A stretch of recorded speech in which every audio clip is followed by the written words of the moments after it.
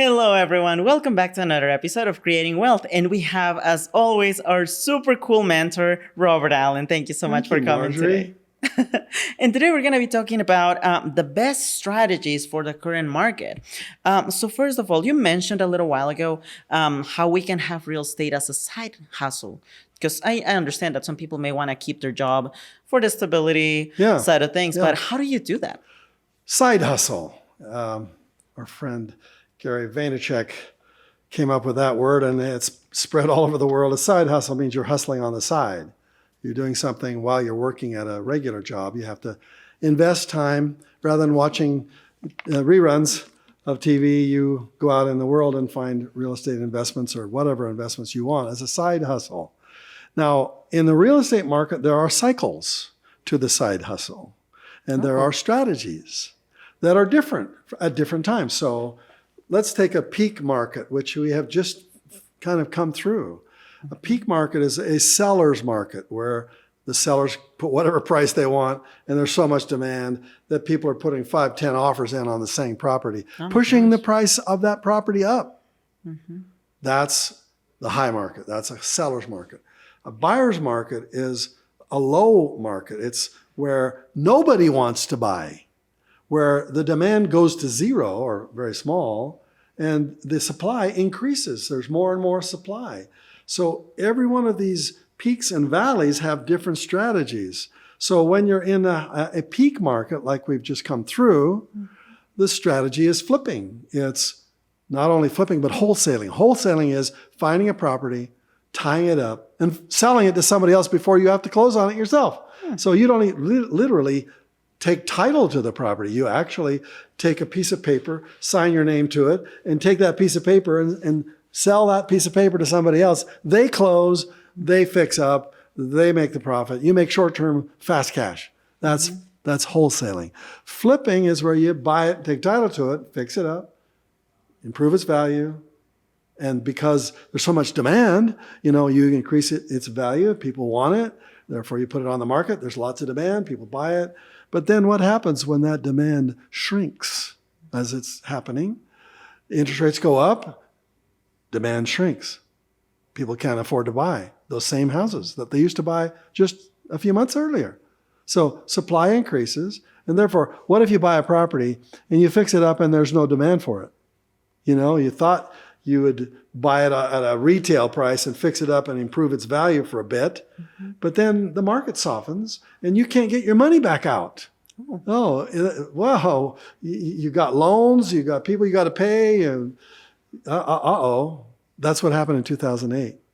And that happens when we have disasters anytime. It doesn't have to be a year. It could be a recession in a city. For example, Houston had they have huge hurricanes all the time, but I think it was Harvey, big one, like 2017, 18, somewhere in there. A lot of people doing fix up, have crews of people out investing in properties and fixing them up and, paying contractors. And a friend of mine had like a whole bunch of projects going on in the middle of that time and expecting to sell all of them for big, high prices.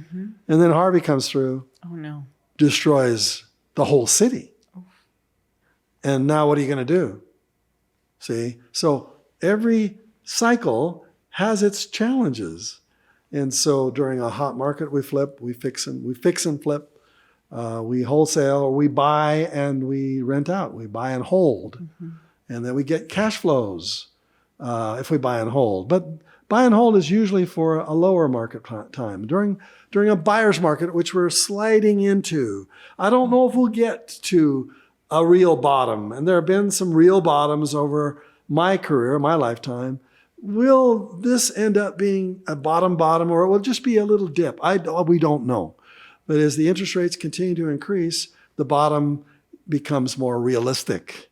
And that means there's too much supply and not enough demand. And therefore, our strategies change. We're looking for highly motivated sellers. We're looking for properties that we can buy and hold on to. We're looking for creative financing, where a seller will sell to us with little or no down payment. Rather than going to a bank, like 40% of the properties in America are free and clear. That means there's no mortgages on them. And so what if I went to a seller who had no mortgage, but was a little nervous about, holding on to the value of his or her property? And you could say to that seller, why don't you be the bank? Rather than me giving you a bunch of cash, refinancing, what are you going to do with it? You're going to sit it in the bank earning 0.5% interest, 1% interest? That's stupid. Why don't you let me make you 6% interest, 7% interest? It seems like ridiculous compared to what it used to be, but if you could get into it with nothing down, you'd be willing to stretch a little bit on the high end of the interest because eventually you could refinance it. First, you just got to get into it at 6 or 7% interest where the seller gets all that money. And you fix it up, you increase its value, the market starts to turn at the peak of the market when the property values have gone way, way up. Then you refinance it. You pay off that high interest rate mortgage. You get to 4, 5, 6 instead of 7, and you're putting more money in your pocket. You're taking some money out, tax-free. You're spending it. So, as I said, there are different strategies at different times. The lower strategy, the buyer strategy is you could fix up and hold. It's just going to be harder to sell when the market's soft. So it's a holding strategy. When the market's hot, it's a fix and flipping strategy. But ultimately, why would you sell it? You know it's going to go up in value in the next 10 years. It might be soft for 10 years, but eventually the demand is going to catch up to the supply. And eventually this property is going to increase in value because of inflation. Think of inflation. It's just it's a silent thief that steals your money. And if you have a property, if you own real estate, it doesn't steal your money. It actually makes your money go up in value. How stupid is it to not own real estate? Duh. It's just not smart. So, that's right. And real estate, it's more of a patience game because the market is going to fluctuate, and it's totally okay for that to happen. But it doesn't mean that you're going to be selling every single asset that you have every time that you see a bad time coming. The more that you wait and hold on to it, you're going to see how, of course, your income may vary as the market well, let me fluctuates, ask you, but still. If you have ever owned real estate, don't you wish you still had it? Oh, yeah. 100%. Yeah. Don't you wish that you'd held on to it? But you might say, but I couldn't hold on to it, Bob, because I had to sell it in order to take the money to invest in another piece of real estate. Well, I guess you haven't read my book, Nothing Down, have you? How to buy real estate with little or no money down. No, there's creative real estate means you want to hold on to as much as you can. And I must admit, I haven't held on to all of my real estate either. I wish I had held on to a lot more of it. So I can speak from wisdom. And from looking experience. back over my career, don't I wish I had done the thing I'm just advising you to do, buy and hold on to it. That's right. So now, given the current market that we're in, which is a little bit of a hot market, what are some of the tools that you use to become an expert in the current market that you're investing? Figure out what strategy you're going to use. So if it's a fix and flip strategy, then that means you're going to have to fix up real estate. And that means, do you want to do that? Do you really want to learn how to do that? If you're going to do that, you better have an expert there showing you what to do. You better find a contractor that you can trust by his or her reputation that can advise you before you buy. You may even you put it in your contract, subject to my inspection of my building contractor. Find a contractor you admire, respect, take him or her through it. Let them tell you all the problems. Hire an property inspection company. It's cheap. It's $400 or $500. It's nothing, really. In comparison to how much a house is worth, Exactly. yeah, it's almost nothing. And they're going to rip it apart, really. Yeah. That's what their job is, to find every single problem with that property, because if they miss one, they're going to look pretty bad to their customers. That's so right. Get a property inspection company, then get if you're fix and flipping, get a contractor who can advise you before you jump in. Because sometimes there are things behind the walls. When they tear the sheetrock off and you go, uh-oh, I didn't know that my cost of renovation is just doubled. And therefore, it's risky to do fixing and flipping. It's risky. It is. It's harder because you have to put more money out. And it's out there floating around in the middle of, hurricane time, in the middle of recession time. I mean, 3 months, things can happen very quickly. So just buy right, fix up right, be smart. And frankly, if I were to tell you my real advice would be buy two and keep one and flip one. Flip one for cash flow. Yeah. You want to retire? You want to retire right now? You want to retire in 90 days? This is exactly what 100%. I would do. If I were zero money right now and starting all over again from scratch, I would literally go into wholesaling. I would find deals and flip them, sell them right now to make some quick cash. That's right. Buy one and sell it. Either fix it up or flip it before you have to, put your name on the title. Make some quick cash. Make enough cash to live on. How much do you need? Well, you could flip wholesale, one property a month. You could make enough money to fit your budget, your household budget, every month. Of course, you might have to have a pipeline of 4 or 5 properties that are in process of finally turning over. So maybe hold on to your job until that time. And then as soon as the pipeline starts to flow some cash to you, hey, maybe you do it full time and you literally make that your job. That's your job. You don't hold on to it. You make some quick cash every single month. But every single month you want to buy one too. Maybe not 10 or 12 in a year, but buy several for you to hold on to. That's what I would do, really. What better job could you have than you making quick cash for yourself? That's right. It's crazy not to do that.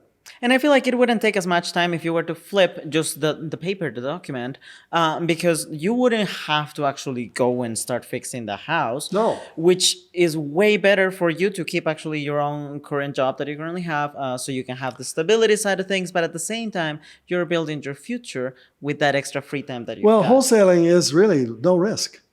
When you wholesale a property, you're buying a property with a contract, subject to your inspection, subject to the advice of your business partner, subject to a property inspection report, subject to something.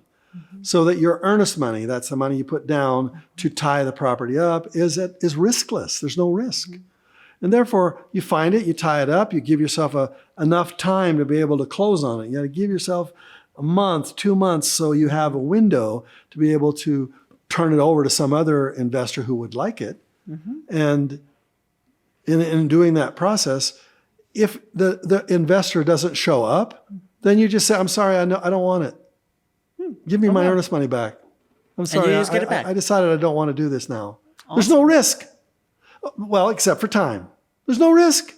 And therefore, if there's a hurricane in your city where hopefully you're going to tie it up and then try to sell it to another investor, but investors disappear because of the wholesale hurricane, then you just tell the seller, I'm sorry, I'm not going to close now. There was a disaster. I'm not going to do it. The risk has gone to zero. So it's like, duh, if there's no risk, why are you not doing this? It doesn't even take that much of your time. No. And actually, one of the things that my mom, she always told me was, use your free time to build your future and legacy.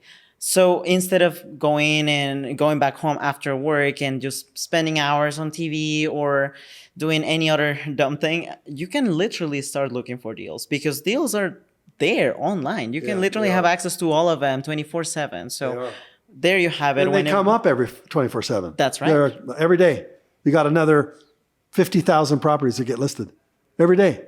So there's an endless supply, and it's more and more. Because here's the real secret. You have to look at how long does it take for a property to sell on average in your city. Ooh. For example, in San Diego, when the hot market just a few months ago was 30 days. Oh, wow. You put a property on the market, 30 days later it sells. Then the interest rates went up in the last 90 days. Now we're at 62 days. Oh. In other words, the time to sell has doubled. Taking a little longer. Yeah. Doubled. And therefore, the longer that time is, the more we are heading into a buyer's market, because more and more supply is coming onto the market because it takes longer to sell it. And therefore, the more supply, the longer it takes. The more supply, the longer it takes.